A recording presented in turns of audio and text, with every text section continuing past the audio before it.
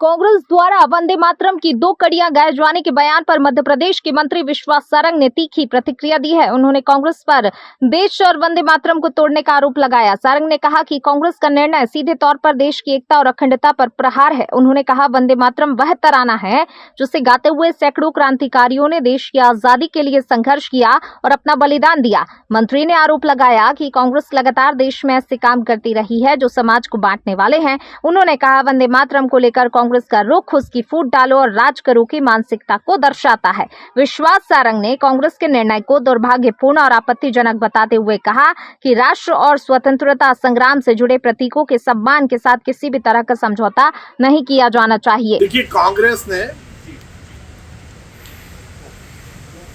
वंदे मातरम को भी तोड़ने का काम किया और इस देश को भी तोड़ने का काम किया है। उनका ये निर्णय सीधे सीधे देश की एकता, अखंडता और देश की अस्मिता पर प्रहार है। वंदे मातरम वो तराना है जिसको गाते हुए हमारे सैकड़ों क्रांतिकारियों ने अपने आप को शहीद किया और इस देश की आज़ादी के लिए अपनी लड़ाई लड़ी। आप उसको तोड़ने की बात कर रहे हैं।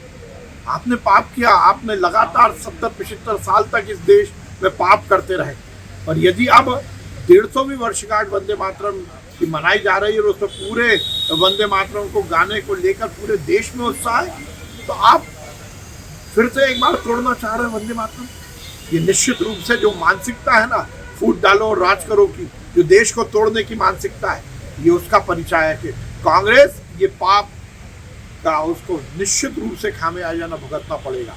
एक तरफ आप देश को तोड़ने की बात करते हो, आप नेहरू ने तो कश्मीर अलग कर ही दिया।